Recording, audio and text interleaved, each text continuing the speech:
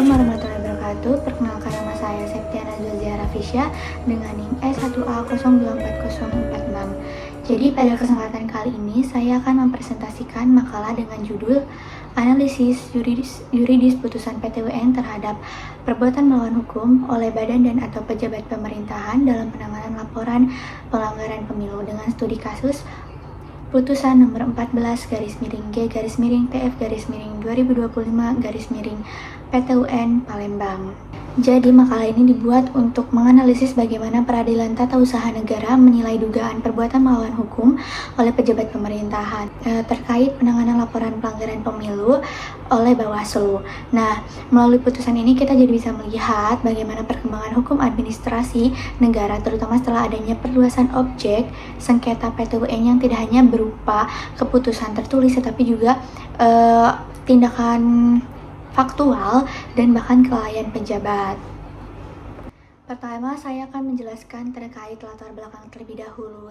Dalam konsep negara hukum itu, penyelenggaraan pemilu yang jujur dan adil itu salah satu unsur penting dalam negara yang demokrasi. Namun pemilu yang demokratis itu tidak hanya dilihat dari proses pemungutan suara saja, tetapi juga dari bagaimana sih setiap dugaan pelanggaran pemilu itu ditangani secara transparansi, profesional, dan akuntabel. Nah, di Indonesia ini pengawasan terhadap jalannya pemilu itu tidak hanya dilakukan oleh lembaga resmi seperti Bawaslu atau Badan Pengawas Pemilu, tetapi juga melibatkan partisipasi masyarakat melalui lembaga pemantau pemilu. Nah, lembaga pemantau pemilu ini memiliki peran penting karena mereka itu bertindak sebagai pengawas independen dari masyarakat sipil yang membantu memastikan bahwa proses pemilu itu berjalan sesuai dengan prinsip demokratis dan peraturan perundang-undangan. Namun dalam praktiknya seringkali akan muncul permasalahan dalam penanganan laporan pelanggaran pemilu. Tidak jarang laporan yang diajukan oleh masyarakat ataupun lembaga pemantau pemilu itu tidak ditindaklanjuti secara optimal oleh lembaga pengawas. Hal ini tuh bisa saja terjadi karena berbagai faktor, ya seperti keterbatasan sumber daya, banyaknya laporan yang masuk, ataupun faktor lain seperti tekanan politik dan narasi kekuasaan yang mempengaruhi proses pengawasan pemilu. Ketika laporan pelanggaran pemilu ini tidak ditangani secara serius, maka hal ini tuh dapat menimbulkan ketidakpercayaan publik terhadap lembaga pengawas pemilu karena masyarakat itu merasa bahwa laporan yang mereka sampaikan itu tidak memperoleh hasil atau kepastian hukum yang mereka inginkan. Dalam sistem hukum Indonesia itu sebenarnya telah tersedia mekanisme untuk mengontrol tindakan pejabat pemerintahan, yaitu melalui peradilan tata usaha negara atau PT UN. Pada awalnya itu PT UN ini sebagai pengadilan yang hanya menguji keputusan administrasi negara yang berbentuk tertulis saja, yang sering disebut sebagai basiking. Tetapi seiring perkembangan hukum administrasi negara, ruang lingkup objek sengketa PT UN ini menjadi semakin luas setelah berlakunya Undang-Undang Nomor 30 Tahun 2014 tentang administrasi pemerintahan. Objek sengketa di PT UN ini tidak lagi terbatas kepada putusan tertulis saja, tetapi juga mencakup tindakan faktual, pejabat pemerintahan, dan bahkan kelalaian dalam menjalankan kewajiban hukum.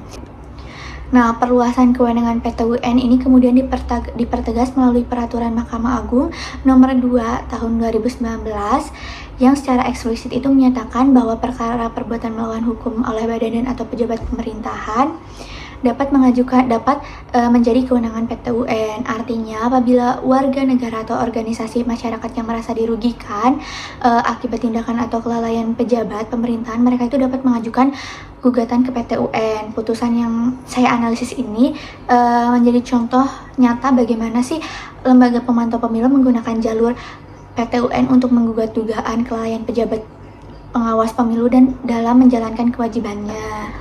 Lalu yang selanjutnya itu adalah rumusan masalah. Rumusan masalah ini tuh berdasarkan latar belakang yang telah saya paparkan tadi. Pertama itu ada bagaimana sih duduk perkara serta konstruksi hukum dalam putusan nomor 14-G-TF-2025-PT UN Palembang.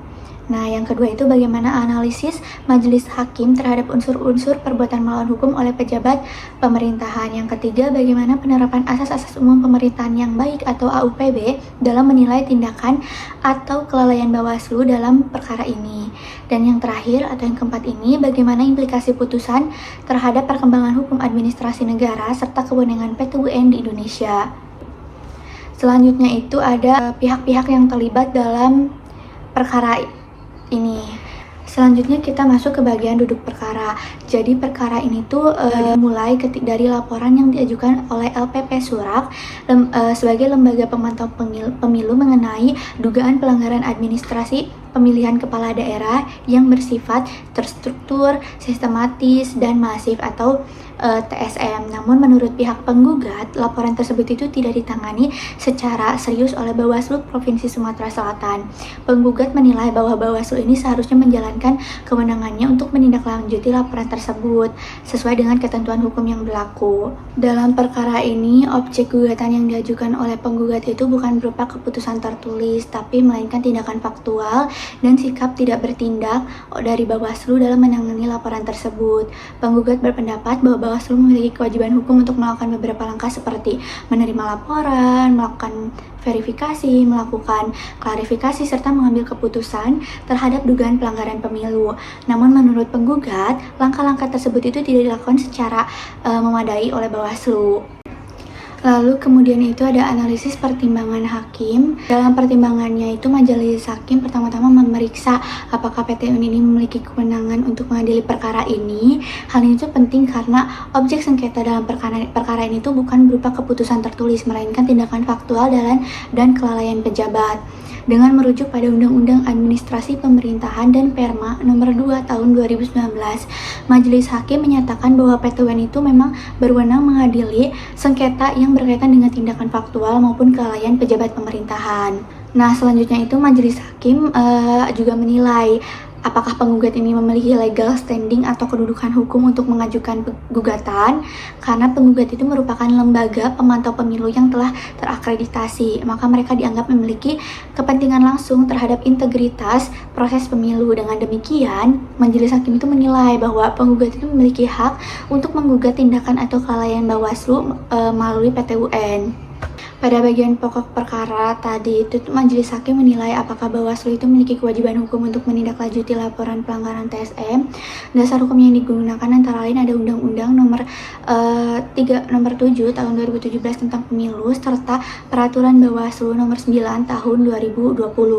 Dari ketentuan tersebut majelis itu menilai bahwa Bawaslu ini memang memiliki kewajiban untuk melakukan proses penanganan laporan secara prosedural.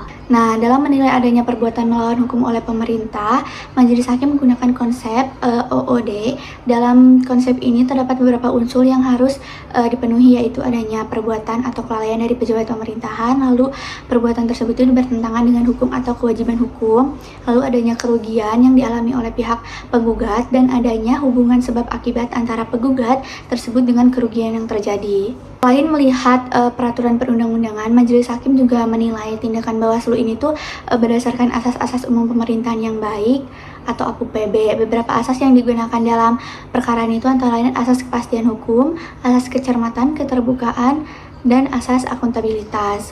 Nah, jika pejabat pemerintahan itu tidak menjalankan kewajibannya secara profesional dan transparan, maka hal tersebut itu dapat dianggap bertentangan dengan APUPB. Nah, selanjutnya itu selain implikasi putusan ini itu memiliki beberapa implikasi penting dalam perkembangan hukum administrasi negara.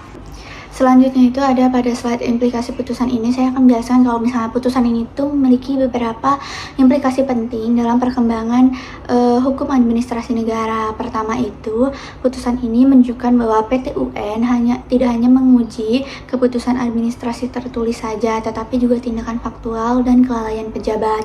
Kedua, putusan ini mempertegas bahwa kinerja lembaga pengawas pemilu seperti Bawaslu itu dapat diuji secara hukum melalui mekanisme peradilan administrasi. Lalu ketiga, putusan ini itu memperkuat perkembangan doktrin perbuatan melawan hukum oleh pemerintah dalam sistem hukum Indonesia. Dasar hukum yang digunakan itu pertama itu ada Undang-Undang Nomor 5 Tahun 1986 tentang Peradilan Tata Usaha Negara, lalu ada Undang-Undang Nomor 30 Tahun 2014 tentang Administrasi Pemerintahan pemerintahan, lalu ada peraturan perundang-undangan yang mengatur penyelenggaraan pemilu, lalu ada undang-undang administrasi pemerintahan ini memberikan perluasan objek sengketa di PT UN sehingga tindakan atau kelalaian pejabat dapat diuji secara hukum. Kesimpulannya, putusan nomor 14-TF-2025-PT UN Palembang ini menunjukkan bahwa PT UN itu memiliki peran penting dalam mengawas tindakan maupun kelalaian pejabat pemerintahan. Kasus ini bermula dari dugaan kelalaian Bawaslu dalam menangani laporan pelanggaran pemilu yang bersifat TSM. Melalui putusan ini, Majelis Hakim menegaskan bahwa tindakan faktual maupun kelalaian pejabat pemerintahan dapat menjadi objek sengketa di PT UN, apalagi bertentangan dengan hukum maupun AUPB. Dengan demikian, putusan itu memperkuat perlindungan hukum bagi masyarakat dan membuka ruang bagi masyarakat sipil untuk menuntut akuntabilitas pejabat pemerintahan. Jadi cukup sekian yang dapat saya paparkan, kurang lebihnya mohon maaf. Apabila ada pertanyaan, tolong diketik di kolom komentar saja. Terima kasih. Wassalamualaikum warahmatullahi wabarakatuh.